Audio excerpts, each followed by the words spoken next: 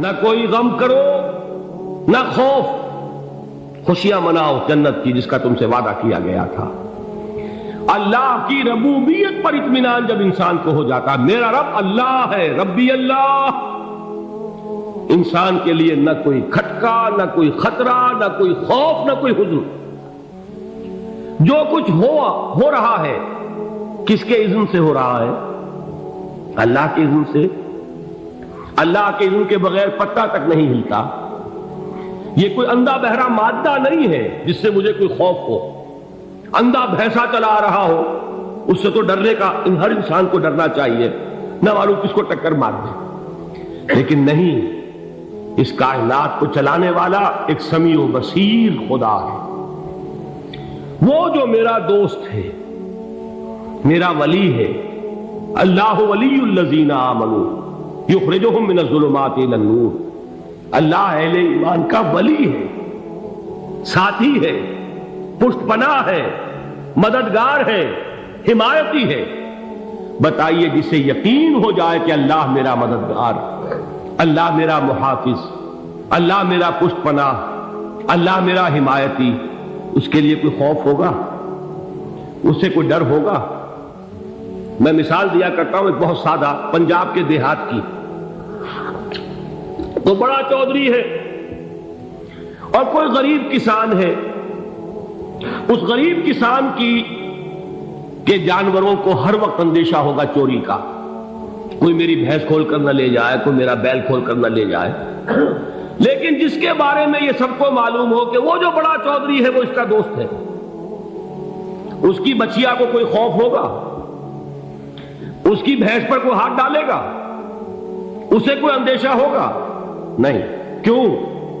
کہ وہ بڑا چودھری، بڑا اس کا یہاں کا سردار، جاگیردار، سب کو معلوم ہے وہ میرا دوست ہے، کوئی میرے خلاف اقدام نہیں کر سکتا۔ اس دنیا میں یہ چھوٹی سی بات اگر آپ کے دلی اطمینان اور سکون کا باعث بن سکتی ہے تو ذرا تصور کیجئے۔ میں لفظ تصور استعمال کروں گا صرف اس لیے کہ اس کا ہم جس کو کہتے ہیں ادراک اور شعور کر نہیں سکتے، اگر کے ساتھ کر سکتے۔ اگر یقین ہو کہ اللہ میرا مددگار اور یقین ہو کہ اللہ ہر آن میرے ساتھ ہے، پھر کوئی خوف؟ کس کا خوف؟ کوئی شے اللہ سے بالا تر ہے؟ کوئی قوت اس سے زیادہ طاقتور ہے؟ کوئی اس کے ارادے کو بدلنے والا ہے؟ کوئی اس کی مشیت کے آڑے آنے والا ہے؟ یہی بات ہے جو حضور نے فرمائی۔ یہ ایمان کا حاصل ہے لب لباب، کہ دیکھو اچھی طرح اس بات کو ذہن نشین کر لو، اگر تمام انسان مل کر تمہیں کوئی نقصان پہنچانا چاہے نہیں پہنچا سکتے، مگر جو کچھ اللہ نے لکھ دیا ہو، اور تمام انسان مل کر تمہیں کوئی نفع پہنچانا چاہے نہیں پہنچا سکتے، مگر وہ شے جو اللہ نے طے کر دی۔ آپ پھر میں کہوں گا ذرا طاری کیجئے، اسے فرض کیجئے، اسے سوچئے۔ اگر اس حدیث پر ہمارا دل ٹھکا ہوا ہو تو کسی سے ڈر ہوگا؟ یہ مجھے نقصان نہ پہنچا دے، یہ میری رپورٹ خراب نہ کر دے، یہ میری انکریمنٹ نہ رکوا دے، یہ میرا یہ نہ بگاڑ دے، یہ میرے یہ نقصان نہ پہنچا دے۔ اس کا ڈر، اس کا ڈر، اس کا خوف، اس کی خوشامد، اس کے لیے جا کر طرح طرح سے اپنی عزت نفس کو ذلیل کروانا اس کے سامنے، یہ سب کچھ کیوں کرتا ہے انسان؟ جب سمجھتا ہے کہ اس کے ہاتھ میں میرا کوئی نفع ہے، اس کے ہاتھ میں میرے لیے کوئی ضرر ہے، یہ مجھے کوئی غضب پہنچا سکتا ہے، یہ مجھے کوئی نقصان پہنچا سکتا ہے، یہ میرا کوئی کام بنا سکتا ہے، یہ میری کوئی ضرورت پوری کر سکتا ہے، اسی کا نام شرک ہے۔ جہاں آپ نے یہ سمجھا کہ غیر اللہ کے اندر کوئی طاقت موجود ہے، وہی شرک ہے۔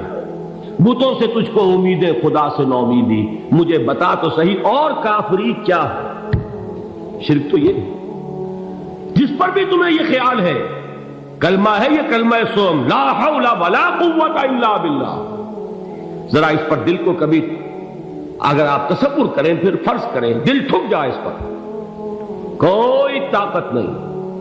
یہی بات تھی جو شیخ عبد القادر جیلانی رحمۃ اللہ علیہ نے اپنی وصیت میں اپنے بچے سے کہی۔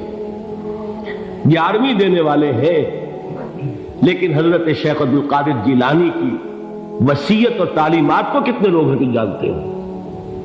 یہ جن مقامات تک پہنچے ہیں وہ کس چیز کی بدولت پہنچے؟ انہوں نے جو پیغام دیا وہ کیا تھا؟ اے میرے بچے، جس طریقے سے قرآن مجید میں حضرت لقمان کی نصیحتیں جو ہے نقل کر دی گئی ہیں، میں یہ عرض کروں گا بالفرض اگر قرآن حضرت عبد القادر جیلانی کے بعد نازل ہوا ہوتا تو شیخ عبد القادر کی یہ نصیحتیں بھی قرآن میں درج ہوتی۔ اتنی اونچی نصیحتیں ہیں۔ اے میرے بچے، اس حقیقت کو ذہن نشین کر لے، لا فاعل فی الحقیقت ولا مؤثر الا اللہ۔ اس کائنات میں نہ کوئی فاعل حقیقی ہے نہ مؤثر حقیقی ہے سوائے اللہ۔ کسی شے میں کوئی تاثیر نہیں اگر اللہ نہ چاہے۔ آگ جلا نہیں سکتی اگر اللہ نہ چاہے، پانی ڈبو نہیں سکتا اگر اللہ نہ چاہے، زہر ہلاک نہیں کر سکتا اگر اللہ نہ چاہے، کوئی چیز فائدہ نہیں پہنچا سکتی اگر اللہ نہ چاہے۔ تو در در پہ کیوں سر جھکاتے ہو؟ در در پر کیوں جبیں سائی کرتے ہو؟ سب کے سامنے کیوں ہاتھ پھیلاتے ہو؟ ایک اللہ سے مانگو، ایک اللہ کے سامنے زمین پر اپنی جبین رکھو۔ لا فاعل فی الحقیقت ولا مؤثر الا اللہ۔ نظر آتا ہے ہمیں کہ پانی پیاس بجھا دیتا ہے، پیاس بجھانے کی صلاحیت پانی میں نہیں ہے، اللہ کے اذن سے۔ کھانا بھوک مٹا دیتا ہے، بھوک مٹانے کی صلاحیت کھانے میں نہیں ہے، اذن رب میں۔ دیکھیے یہی یقین تھا حضرت موسیٰ علیہ السلام کا واقعہ یاد کیجئے۔ سامنے سمندر آ گیا ہے، قوم دیکھتی ہے پیچھے کہ گرد و غبار کا طوفان،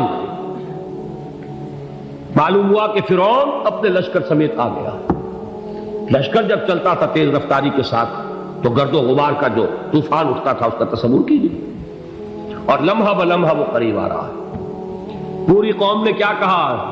اے موسیٰ انا لمدرکون، اے موسیٰ ہم کو پکڑے گئے۔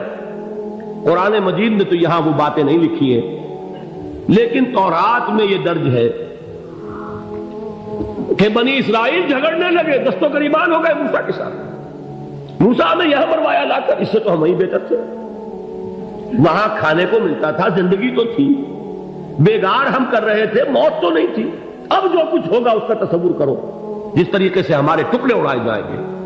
تو لڑ رہے ہیں حضرت موسیٰ علیہ السلام سے، یہ تورات کی تفصیل ہے۔ قرآن میں صرف اتنا آیا ہے، پریشان ہو کر انہوں نے کہا انا لمدرکون، موسیٰ ہم تو پکڑے گئے۔ اس وقت موسیٰ کا جواب کیا ہے؟ کلا ان معی ربی سیہدین، نہیں، میرے ساتھ میرا رب ہے، وہ راستہ دے گا۔ بتائیے کہاں راستہ نظر آ رہا ہے؟ یہ ہے ایمان بالغیب۔ راستہ نظر نہ آئے تب اللہ پر یقین ایمان ہے۔ جیب میں پیسے ہوں اور تب دل کو اطمینان ہے تو ایمان کس پر ہوا؟ پیسے پر، اللہ پر نہیں۔ جب وسائل و ذرائع نہ ہو اور پھر یقین ہو کہ اللہ مسبب الاسباب ہے، وہ اسباب کا پابند نہیں ہے، وہ اسباب کا محتاج نہیں ہے، اسباب اس کے محتاج ہے۔ اگر یہ یقین ہے تو اللہ پر ایمان ہے، یہ نہیں ہے تو تمہارا ایمان اسباب پر ہے، وسائل پر ہے، ذرائع پر ہے، مادیات پر ہے، اللہ پر نہیں۔ اس وقت کہاں راستہ تھا؟ کوئی راستہ تھا؟ سمندر ہے اور ادھر سے لشکر آ گیا ہے۔ کلا ان معی ربی سیہدین۔ اب دیکھیے ایمان کہہ دینا آسان ہے، ہوا معکم اینما کنتم، جہاں کہیں بھی تم ہوتے ہو اللہ تمہارے ساتھ ہوتا ہے، لیکن اس کا یقین قائم ہو جائے تو زمین و آسمان کا فرق واقع ہو جائے۔ یہی بات ہوئی حضور کے ساتھ۔ غار ہے، چھپے ہوئے ہیں محمد رسول اللہ اور آپ کے وہ یار غار ابو بکر صدیق رضی اللہ تعالی عنہ۔ اقبال نے حضرت ابو بکر کی شان میں چند اشعار کہے صرف، لیکن واقعہ یہ ہے کہ بھاری بھاری نظموں پر اور قصیدوں پر بھاری ہے، طویل ترین نظمیں اور قصیدے ہوں ان پر بھاری ہے۔ ہمتیں ابو بکر کی ہمت جو ہے، کشت ملت را جو ابر، جیسے بارش سے کھیتی اپجتی ہے، ابو بکر کی ہمت اور عزیمت اس امت کو اسی طرح سینچنے والی ہے۔ ثانیے اسلام و غار و بدر و قبر، وہ دوسرے تھے اسلام میں، دوسرے پہلے کون تھے؟ انا اول المومنین، حضور فرماتے سب سے پہلا ایمان لانے والا میں، دوسرے ابو بکر۔ ویسے ہمارے ہاں یہ چلتا ہے اختلاف، حضرت علی پہلے ہیں کہ حضرت ابو بکر پہلے ہیں، لیکن اس میں بڑی خوبصورت تطبیق قائم کی ہے علماء نے، اور بہت صحیح ہے۔ چار کے بارے میں فیصلہ ہی مت کرو کہ کون پہلے، ان کی ایک عجیب تقسیم کر دی ہے۔ آزاد مردوں میں، بالغ مردوں میں سب سے پہلے ابو بکر، بچوں میں سب سے پہلے علی، خواتین میں سب سے پہلے خدیجہ، اور غلاموں میں سب سے پہلے زید بن حارثہ۔ بڑی پیاری تقسیم ہے، یہ چاروں ہی پہلے ہیں، ہر ایک کے لیے اولیت ہے۔ اور واقعہ یہ ہے کہ اگر زمانی اعتبار سے تعین ہوگا تو پہلے خدیجۃ الکبریٰ آئیں گی رضی اللہ تعالی عنہ۔ کسی اور سے بات کرنے کی نوبت بعد میں آ سکتی ہے، پہلے تو اہلیہ محترمہ سے بات ہوئی، آتے ہی پہلی وحی ہوئی ہے، ابھی تبلیغ کا حکم نہیں تھا۔ کس کو بتایا واقعہ؟ ابھی اپنی نبوت کی تبلیغ کا تو حکم ہی نہیں آیا۔ واقعہ کس کا ہے؟ وہ خدیجہ کا ہے۔ جب کہا ہے کہ خشیت علی نفسی، مجھے اپنی جان کا اندیشہ ہے، تو کیا جواب دیا خدیجہ نے رضی اللہ تعالی عنہا؟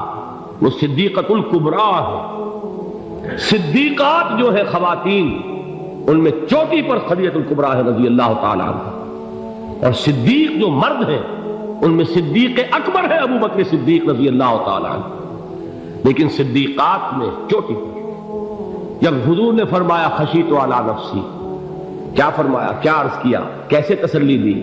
نہیں نہیں، اللہ آپ کو ضائع نہیں کرے گا، آپ غریبوں کے ہمدرد ہیں، آپ مساکین کے تکالیف رفع کرنے والے ہیں، آپ بیواؤں کی سرپرستی کرتے ہیں، آپ مسافروں کی خدمت کرتے ہیں، اللہ آپ کو ضائع نہیں کرے گا۔ یہ یقین ہے اس خاتون کے اندر۔ خیر وہ ایک علیحدہ بات ہو جائے گی۔